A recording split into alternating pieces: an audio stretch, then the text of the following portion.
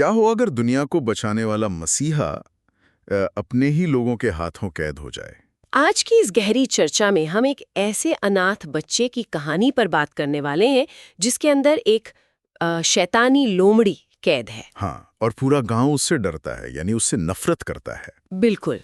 पर उसका बस एक ही जिद्दी सपना है, यानी गांव का सबसे बड़ा नेता यानी होकागे बनना। आज हमने जापानी एनिमेशन के लेखक रचनाकार मसाशी किशिमोटो के इंटरव्यूज और प्राचीन कथाओं के शोध पत्रों को इकट्ठा किया है। ये चर्चा किसी बोरिंग डॉक्यूमेंट्री की तरह नहीं होने वाली।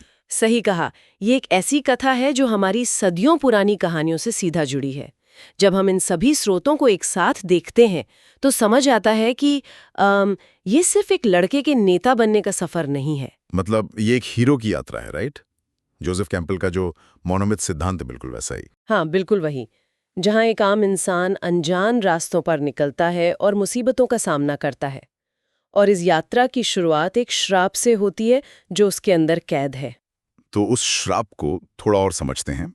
शोध पत्रों में इस बात का बड़ा जिक्र है कि उसके अंदर जो 9 पूंछ वाली लोमड़ी है, जिसे कुरामा कहते हैं, उसकी असलियत जापानी कथाओं की किस्सुने यानी लोमड़ी की आत्मा पर आधारित है। और मैं बताती हूँ, कुरामा नाम भी जापान के एक असली पहाड़ माउंट कुरामा से लिया गया है। ओह अच्छा, सच में?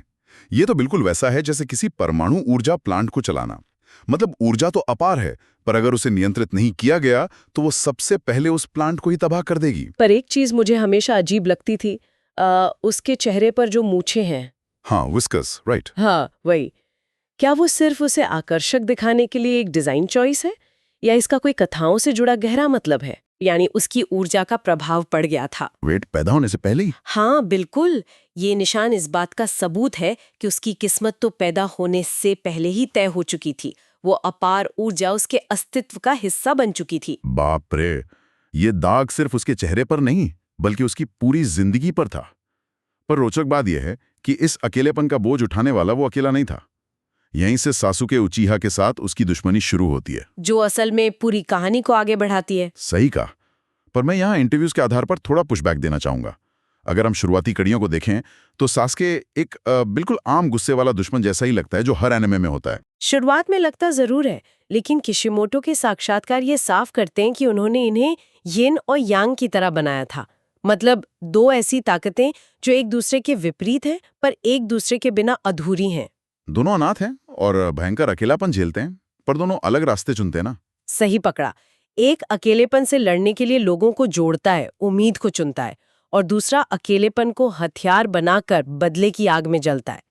वैली ऑफ द एंड में उनका आखिरी युद्ध दिखाता है कि दोनों एक दूसरे के बिना आगे नहीं बढ़ सकते। सहानुभूति की ये बात कहानी के सबसे बड़े मोड़ पर बिल्कुल सटीक बैठती है। मेरा मतलब पेन आर्क से है। यहां तक आते आते नफरत का चक्रव्यूह इतना गहरा हो जाता है, पर वो अपने दुश्मन को मारने के बजाय माफ कर देता है, जो कि आम शोनेन एनिमे से बिल्कुल अलग था। हम्म। उसने इस चक्रव्यूह को इसलिए तोड़ा क्योंकि उसे एहसास हुआ कि अगर वो पेन को मार देगा तो एक और अनाथ बच्चा पैदा हो जाएगा जो कल बदला लेने आएगा। तो उसने दुख को अपने तक ही रोक लिया, और इसी चीज ने उसे गांव का सत्व नेता यानी सेवंथ हॉकेज बनाया। लेकिन कहानियां खत्म नहीं होती।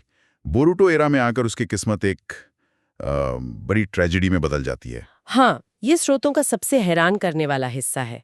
उसका अपना गोद लिया हुआ बेटा कवाकी उसे दाइकोकुटन नामक आयाम में कैद कर देता है, जहां समय रुका हुआ है। सोचिए, एक हीरो जो सबसे ताकतवर निंजा बन गया, अंत में अपने ही परिवार के हाथों कैद हो जाता है। पर यहाँ ध्यान देने वाली बात यह है कि कवाकी ने ये नफरत में नहीं किया था।